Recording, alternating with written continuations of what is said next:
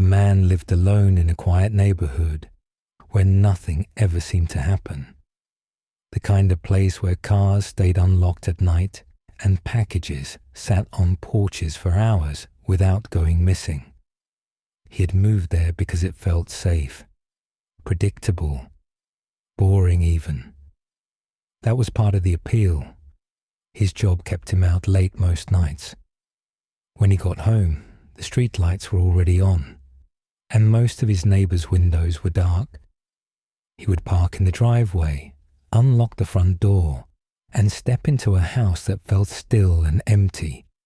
At least, that's how it felt at first. The sounds began subtly.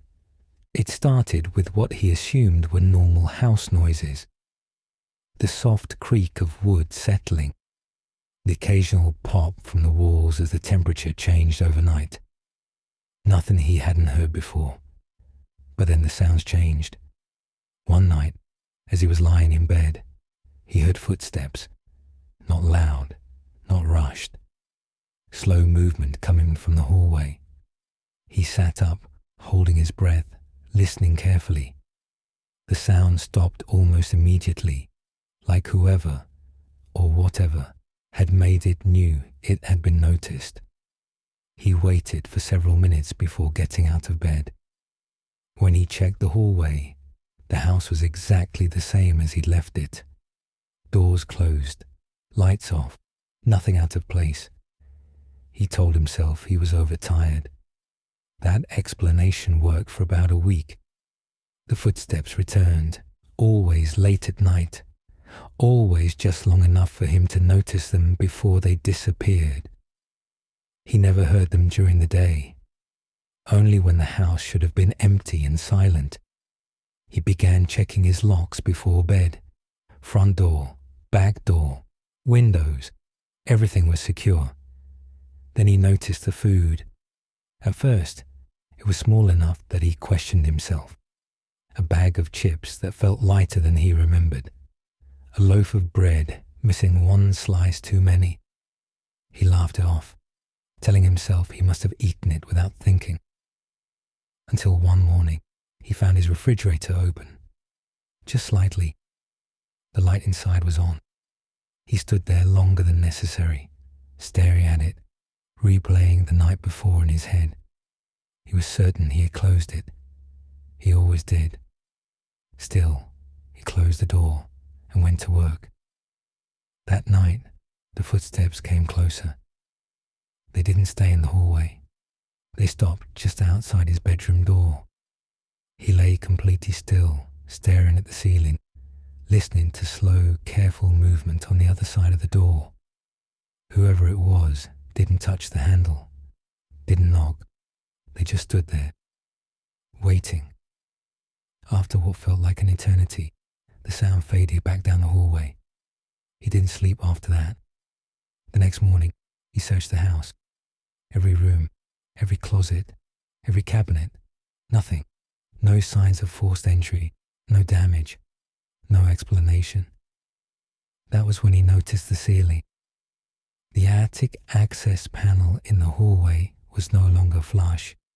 It was open, just enough for him to see the darkness above it. He stood on a chair and pushed it closed, telling himself it must have shifted on its own. That explanation felt thin, but he clung to it anyway. For the next 2 nights, everything was quiet. No footsteps, no missing food. He began to relax. On the 3rd night, he woke up to breathing. Soft, controlled, not coming from the hallway. Closer. He sat upright in bed, his heart pounding so hard he was afraid it would give him away. The sound was coming from just beyond his bedroom door. Breathing that wasn't his. He reached for his phone, turning on the flashlight without making a sound. When he opened the door, the hallway was empty again. But the attic panel was open. Fully open this time. He didn't go to work the next day. Instead, he called the police. They searched the house from top to bottom. When they checked the attic, they found evidence that someone had been living there. food wrappers, a blanket, footprints in the insulation. The intruder had been climbing down at night while he slept, listening, watching, learning his routine. The police later confirmed that the man had been inside the attic for weeks, maybe longer. They never found him. The victim moved out less than a month later.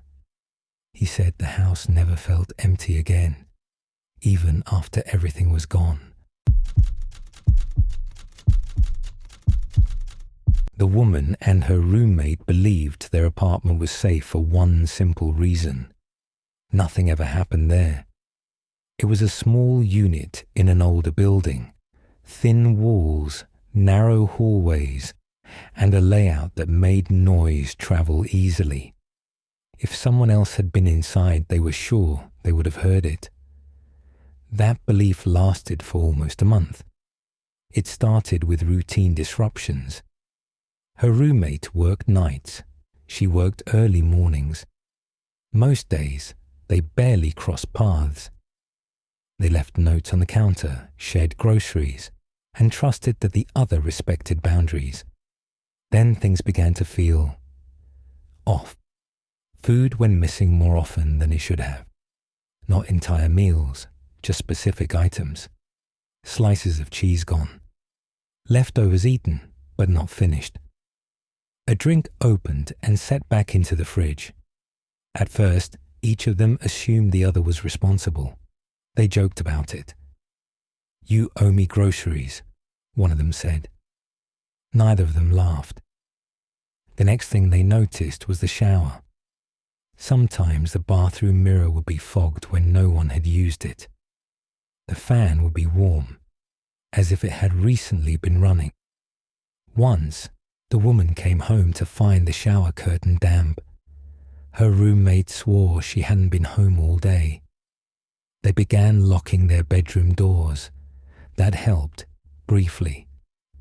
Then the sound started, soft movement inside the apartment while both of them were home. Not footsteps exactly, more like shifting weight. Careful, deliberate movement. The building itself was old, so they tried to rationalize it. Pipes, neighbors, the usual explanations. But the sounds followed patterns. They only happened late at night. They stopped whenever someone left their room. One evening, the woman came home early from work. She noticed something immediately. The front door was locked, but the deadbolt wasn't fully turned. She stood there with her hand on the knob, listening. The apartment was quiet, too quiet.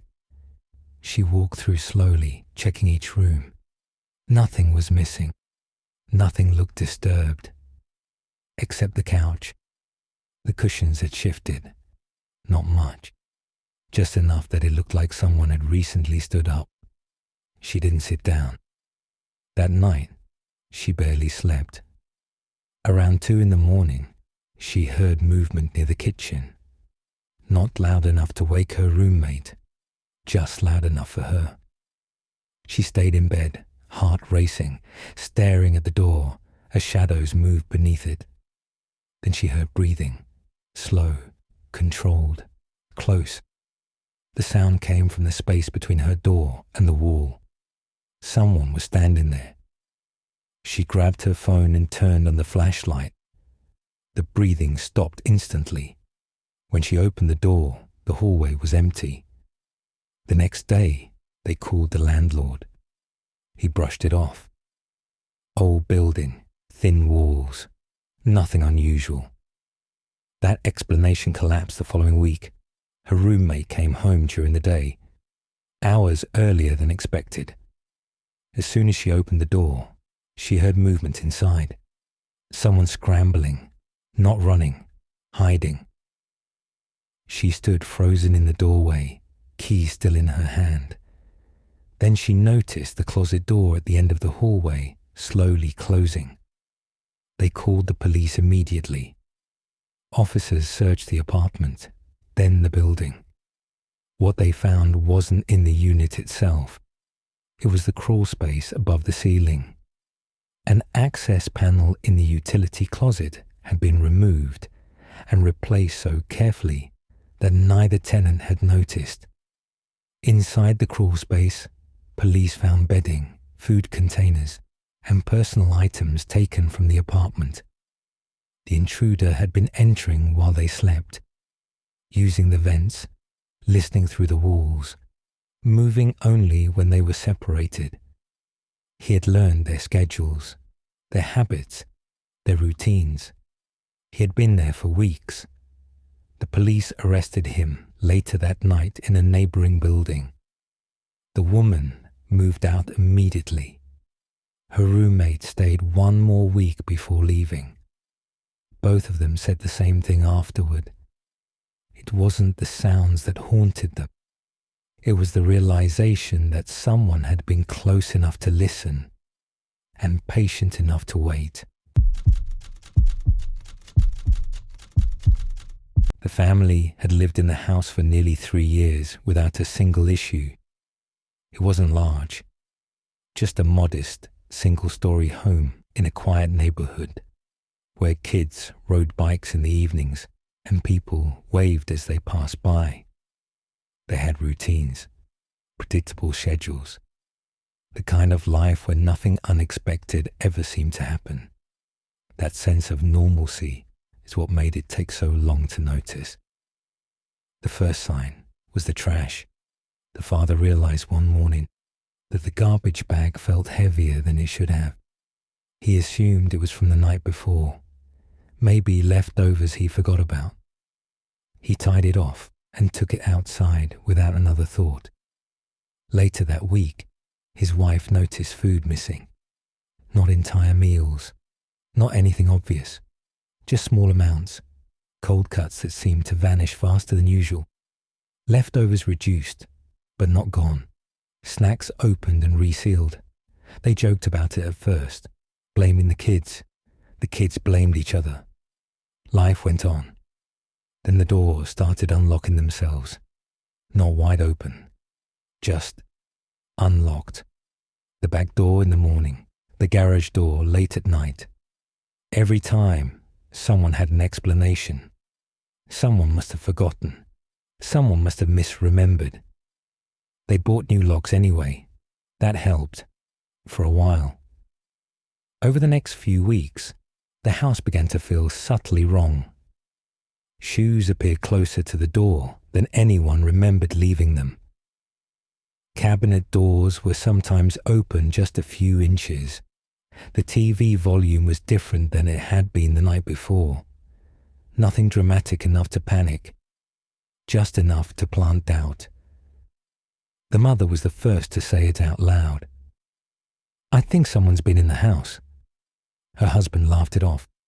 There were no signs of forced entry, no broken windows, no alarms triggered. But the feeling didn't go away. It grew.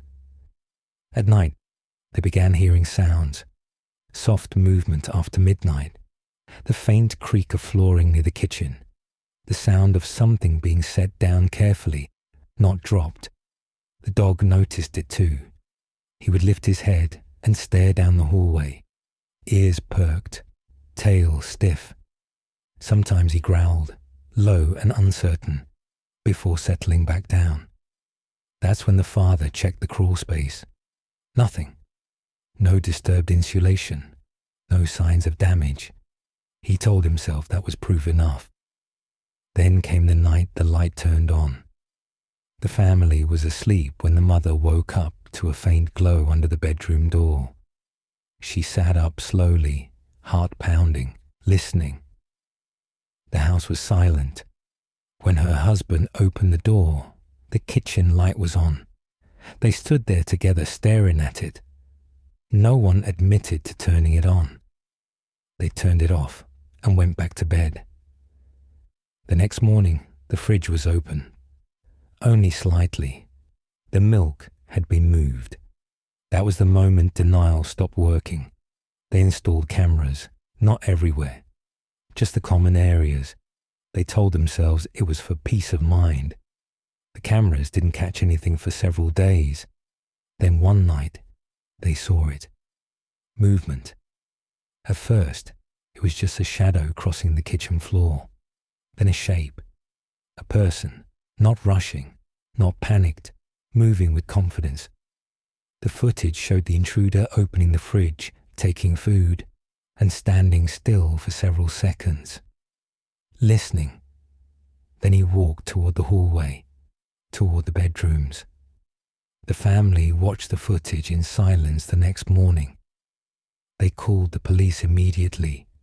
Officers searched the house and found the access point behind the washer and dryer, a small panel leading into a concealed space between the walls.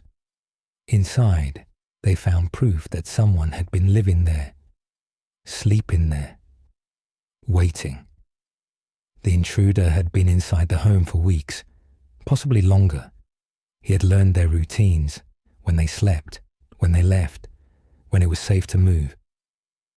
The police later confirmed he had entered through a structural gap left during construction, a space no one had ever thought to check.